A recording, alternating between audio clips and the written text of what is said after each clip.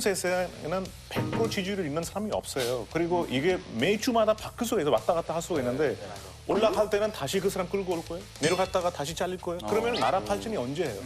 물론 인기 있는 인물도 중요하지만은 안전한 정치가 제일 중요하잖아요. 맨날 바꾸고 하면은 조금 어려울 것 같아요. 근데 제 생각에는 어느 정도 이거는 사실 법으로 그 사람을 자르는 거 아니고 이 사람이 상황을 보고 사또에 알 줄 알아야 한다고 생각하거든요. 왜냐면 결론은 이 사람이 지도자가 모든 국민들을 한 나라를 이끌어갈 수 있는 그런 권력이 있어야 되는데 근데 사람들이 따라가고 싶지 않으면 그게 의미가 없잖아요. 저는 좀 다른 시선에서 보려고 하는데 우리가 투표를 할 때 사실 정책이 중요하잖아요.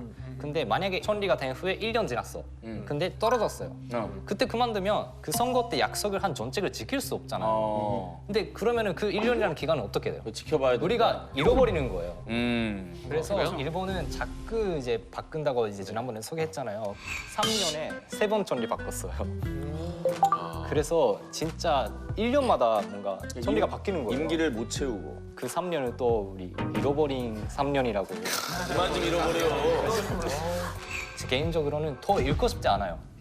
저는 좀 어느 정도 해서 결과물 좀 잃어버린 몇십 년이 아깝다. 그렇죠. 오기도 말 맞지만 사실은 정책이 중요하다고 했잖아요. 근데 지지율이 없는 지도자가 결론은 나중에 정책 통과시킬 수도 없어요. 그거는 그냥 시간 낭비고 비용 낭비고 그냥 빨리 사퇴하고 바꾸는 게 좋다고. 지지율 정말 이제 적으면 야당에서 무조건 뭔가 하나 하려고 하면은 반대하기 때문에 나라 운영하지 못하잖아요. 저는 스포츠랑 비슷하게 생각해요. 스포츠는 코치 뽑을 때 마찬가지로 계약하잖아요. 근데 이 사람이 잘하면 물론 믿어줘야 되는데 근데 엉망이에요. 계속 져요.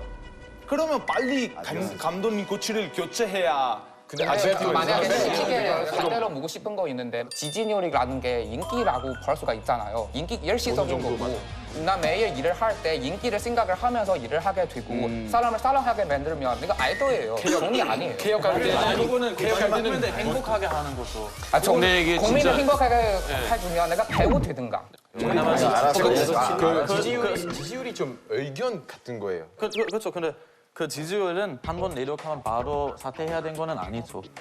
근데 계속 사람들 안 행복하면은 자기 스스로 사퇴하는 거 맞다고 생각해요. 믿을 수 없으면 그 대통령 탈락하기 힘들어요. 다채로운 즐거움 JTBC